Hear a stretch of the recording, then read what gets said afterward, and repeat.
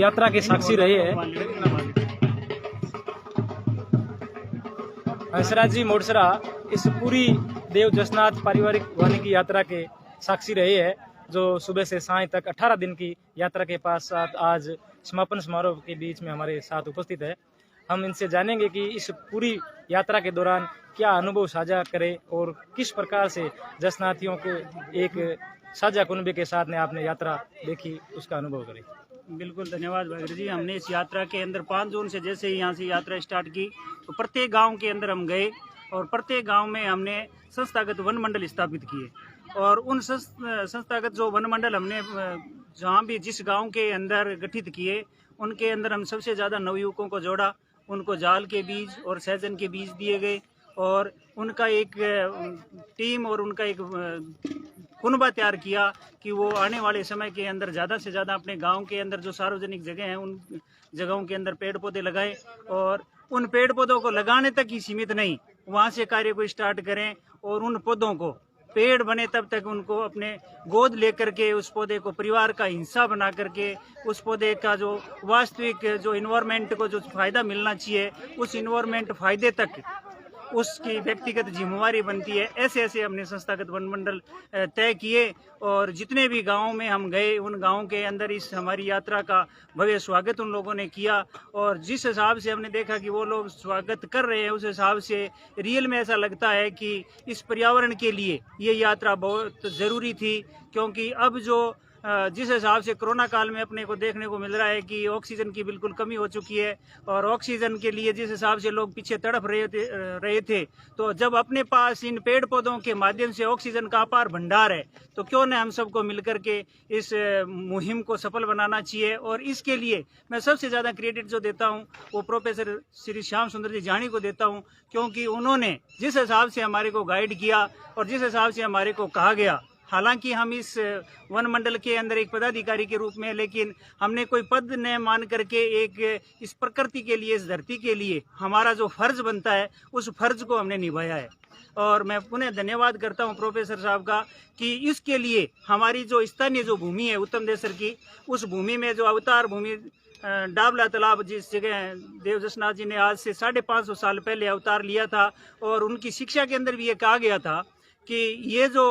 Oxygen है, ये पर्यावरण के जो पेड़ पौधों का जो वास्तविक रूप है उसके लिए अपने को जीना है। और उनकी जो शिक्षा है और उनकी शिक्षा के अनुसार उनके दिए गए मार्गदर्शन को हम तो सिर्फ लोगों के आगे व्याख्यान किया है। और मैं मानता हूं कि देखो जिस चीज़ की आज आवश्यकता है उस चीज़ के लिए देव जसनाथ जी ने आज से 5.5 साल पहले भी कह दिया था कि पौधे की महत्व आवश्यकता है, पेड़ पौधे इस अगर धरती पर नहीं रहेंगे तो जीना दुर्लभ हो जाएगा। और इस हिसाब से इनकी शिक्षा हमने सभी गांवों के अंदर देने का मिशन इसलिए रखा क्योंकि आज के समय के अंदर इसकी महती आवश्यकता हो चुकी थी। इसलिए मैं धन्यवाद ज्ञापित करता हूं प्रोफेसर और इस टीम का कि सर ने हमारे को ऐसे सुझाव दिए और हमें इस मुहिम के योग्य समझ करके और इस सभी इन्वायरमेंट के लिए हमारा इस जीवन का जो कर्तव्य पूरा करवाया है। इसलिए मैं पुनः आपका और पूरी टीम का और देव श्री जसनाथ जी के अवतार भूमि के इस सभी पधारे महानुभावों का एक बार पुनः हृदय की गहराई से अभिनंदन करता हूँ। बहुत बहुत आभार मोडसरा जी आपका। अपने विचार साझा करें। देव जसनाथ पारिवारिक वानिकी यात्रा जो 5 जून को शुरू हुई थी, उस मुहिम को 18 दिन के पश्चात आज देव जसनाथ पारिवारिक यानी यात्रा का जो समापन है बेहद ही शानदार। और इस पारिवारिक वानिकी यात्रा के समापन नहीं कह सकते, उसको हम अगले चरण की रूपरेखा कह सकते हैं। उसके समापन के रूप में हमने 111 पौधे आज यहाँ लगाकर द्वितीय चरण की शुरुआत कर दी, जैसा कि अभी प्रोफेसर साहब ने बताया। और इस पारिवारिक वानिकी यात्रा जो 104 गांवों का जो दौरा करके आई है, उसमें बेहद बड़ा संदेश जसनाथियों ने इस पारिवारिक वानिकी यात्रा को दिया है दुनिया के लिए। और हर गांव, हर घर से, हर एक व्यक्ति जो इस मुहिम से जुड़ रहा है, सबका तहे दिल से धन्यवाद, आभार। बहुत बहुत धन्यवाद श्रीमान गुरुवर भागीर जी जानी। आपने जसनाती पारिवारिक वानिकी यात्रा के बारे में आपने बिल्कुल गहराइयों से हमें रूबरू करवाया। और जो लाइव वीडियो है इसके बाद हम अपने विचार विमर्श को यहीं पे विराम देते हुए मैं राजेश कुमार लेगा, गांव पीली मंदोरी, जिला फतेहाबाद,